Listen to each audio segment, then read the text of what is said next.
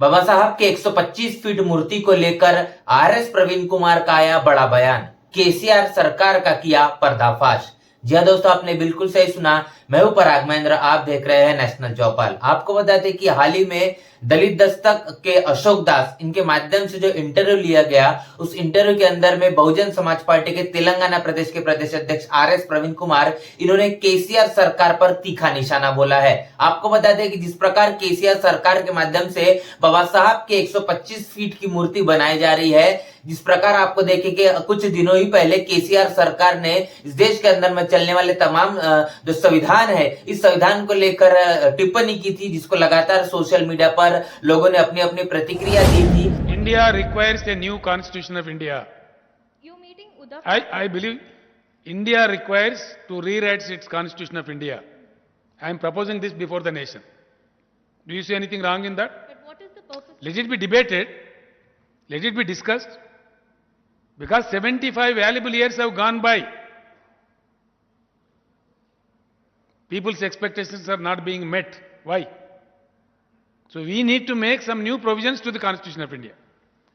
We need to strengthen a new constitution. We need to rewrite. There is nothing wrong.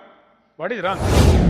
और अभी RS Praveen Kumar के माध्यम से Bahujan Samaj party का तेलंगाना प्रदेश के अंदर में जो बढ़ता हुआ ग्राफ है, ऐसा देखने को मिल रहा है कि इसी के चलते जानबूझकर केसीआर सरकार जो बाबा साहब की मूर्ति को बनाने जा रही है। और इसी पूरे मसले को लेकर बहुजन समाज पार्टी के तेलंगाना प्रदेश के प्रदेश अध्यक्ष आरएस प्रवीण कुमार, इन्होंने भी बड़ा बयान दिया है। आइए देखते हैं इस पूरी मामले को लेकर उन्होंने क्या कहा। सबसे पहले आप ये वीडियो देखिए, उसके बाद में इस पूरे मामले को लेकर हम चर्चा करेंगे। दिल्ली में आम आदमी पार्टी के साथ मिलके 10,000 करोड़ का लिकर का स्कैंडल किया, वो शराबी का स्कैंडल किया। तो मैं ये सवाल ये पूछ रहा हूँ कि वो पूरा पैसे गरीब लोगों के ऊपर क्यों खर्च नहीं किया। ये हम वोट किया और हमारा परसेंटेज 90% है। 90% का जो डेवलपमेंट का बात होती है, तो उसको ना बात करते हुए तुम सिर्फ सेक्रेटरीट को बाबा साहब का नाम लगा दिया और सेक्रेटरीट का बगल में एक 125 फीट का बाबा साहब का मूर्ति आ रही है। देखिए मैं आपको वो किया, ये किया, देखिए मैं सेक्रेटरी को तुम्हारा वो दिखाओ में हमें नहीं चाहिए, हमको असली डेवलपमेंट चाहिए। लेकिन सर लोगों को आप कैसे समझाएंगे? केसीआर कहेंगे कि हमने दलित बंधु योजना शुरू कर दी, देखो आपको डायरेक्ट लाभ मिल रहा है, हमने बाबा साहब का इतना बड़ा स्टैचू बना दिया, लोगों को कैसे समझाएंगे? क्योंकि बीजेपी भी यही कर रही है, बाबा साहब के नाम पे तमाम ऑर्गेनाइजेशन संस्था बना रही है, केसीआर भी वही कर रहे हैं। बहुत बढ़िया सवाल है कि हम लोगों को ये बोलने वाले कितने दिन तक हम लाभार्थी बन के रहेंगे। तो क्यों हम सत्ता में जाके हम अपना भविष्य हम खुद अपना हाथों से क्यों नहीं बना सकते। तो अब केसीआर बोल रहे हैं दलित बंधु में 10 लाख एक फैमिली को देंगे करके। कितने फैमिलीज है तेलंगाना में? कम से कम 18 लाख फैमिलीज है। 18 लाख फैमिलीज से 10 लाख कितने लोग दे सकते हैं? तो अपने केसीआर ने क्या किया, अब पिछले साल में दलित बंधु में मान लीजिए गांव में 100 फैमिलीज है, 100 फैमिलीज में 2 फैमिलीज को दे रखा है, बाकी 98 फैमिलीज को 98 फैमिलीज को ढरा के रख दिया। अगर तुम बसपा के साथ जाओगे तुमको नया हो नहीं मिल। जैसा कि आपने वीडियो में साफ तौर पर देखा, बहुजन समाज पार्टी के तेलंगाना प्रदेश के प्रदेश अध्यक्ष आरएस प्रवीण कुमार, इन्होंने केसीआर सरकार के पूरे नीति नियमों को लेकर जिस प्रकार पर्दाफाश किया है, उनका यह मानना है कि जो बहुजन समाज है, यह आखिर कब तक के लाभार्थी बना रहेगा, ये मांगता ही रहेगा। इस देश के अंदर में 85 से 90% तो इस देश का बहुजन समाज है, इसको हुक्मरान बनना पड़ेगा, सत्ता की गद्दी पर आना पड़ेगा और खुद देने वाला बनना पड़ेगा।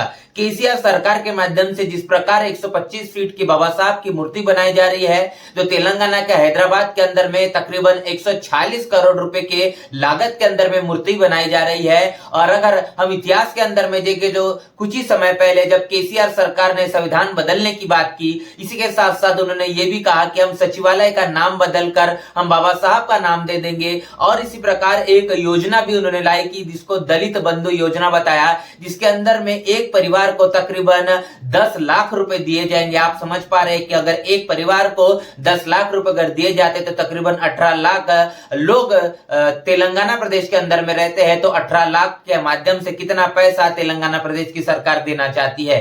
इसी प्रकार अगर इस पूरी योजना के सच को उजागर करने का काम जिस प्रकार आरएस प्रवीण कुमार ने किया है कि एक परिवार को अगर 10 लाख रुपए दिया जाए, तो उसी माध्यम से सिर्फ कुछ ही लोगों को ये योजना के माध्यम से लाभ देना चाहती है ये तेलंगाना की सरकार, और बाकी जो परिवार है इसको डरा कर रखना चाहती है, और जिसके चलते वोटों की राजनीति केसीआर सरकार के माध्यम से लगातार हमको देखने को मिल रही है। और इसी पूरी योजना के माध्यम से पर्दाफाश करने का काम आरएस प्रवीण कुमार ने किया है। और जिस प्रकार उन्होंने बताया है कि चाहे वो बाबा साहब की मूर्ति की बात हो, सचिवालय का नाम बदलकर बाबा साहब अम्बेडकर का नाम देने की बात हो, या फिर दलित बंधु योजना के माध्यम से इस देश के अंदर में और खास तौर पर तेलंगाना प्रदेश के अंदर रहने वाले तमाम दलित आदिवासी समाज के लोगों के बारे में हो, ये सारी जो चीजें है सिर्फ और सिर्फ वोटों की राजनीति के लिए किया जा रहा है। लेकिन अब जो कहीं ना कहीं बहुजन समाज की जो मूवमेंट तेलंगाना प्रदेश के अंदर में लगातार बढ़ती हुई नजर आ रही है,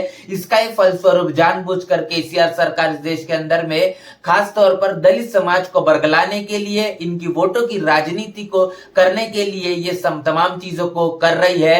और आपको बता दें कि यही जो बातें हैं लगातार सोशल मीडिया पर हमको देखने को मिल रही है कि 125 फीट की जो बाबा साहब की मूर्ति है वह आने वाले 14 अप्रैल को इसका अनावरण किया जाएगा। 14 अप्रैल को बाबा साहब की जयंती के उपलक्ष्य पर ये जो मूर्ति है, ये तमाम जो लोग है इसका लाभ ले पाएंगे, वहां पर जाकर अनावरण किया जाएगा। और इसी के साथ साथ आने वाले तमाम चुनाव के मद्देनजर रखते हुए एक केंद्र बना रहेगा कि बाबा साहब की मूर्ति तेलंगाना के अंदर में केसीआर सरकार के माध्यम से बनाई गई है। और इसी के साथ साथ आरएस प्रवीण कुमार, इनको जब पूछा गया कि अगर केसीआर सरकार तमाम बहुजन समाज को अगर बरगलाने के लिए या फिर बाबा साहब की मूर्ति सचिवालय का नाम बदलकर बाबा साहब का नाम दे देना, दलित बंधु योजना के माध्यम से तमाम दलित समाज को उनको आर्थिक रूप से मदद करना, ये तमाम चीजें जिस प्रकार केसीआर सरकार कर रही है, तो आप इन तमाम चीजों का कैसे मुकाबला करेंगे? आरएस प्रवीण कुमार, इनका कहना है कि हम बहुजन राज्य अधिकार यात्रा पूरे तेलंगाना प्रदेश के अंदर में कर रहे हैं,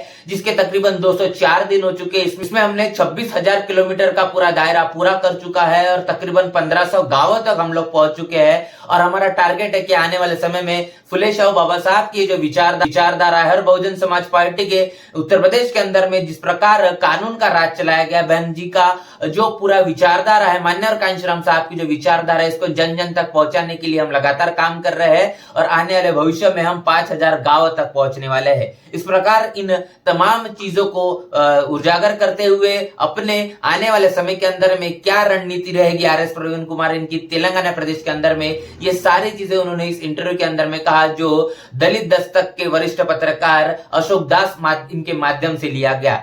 इनके इस बयान को लेकर क्या आपका कहना है, प्रतिक्रिया हमें जरूर बताएं। बाबा साहब के 125 फीट के मूर्ति को लेकर लगातार सोशल मीडिया पर लोग अपनी अपनी प्रतिक्रिया दे रहे हैं और इस पर अपनी बड़ी प्रतिक्रिया देने का काम आरएस प्रवीण कुमार इन्होंने किया है। इन प्रतिक्रियाओं पर आपका क्या बयान है? आपका बयान भी हमें कमेंट बॉक्स में लिखकर जरूर बताएं। बने रहे नेशनल चौपाल के साथ, तब तक के लिए जय भीम, जय भारत। बहुजन विचारधारा को घर घर तक पहुंचाने के लिए हमारे YouTube चैनल को सब्सक्राइब करें, लाइक करें, कमेंट करें, शेयर करें और बेल आइकन की घंटी दबाना ना भूलें।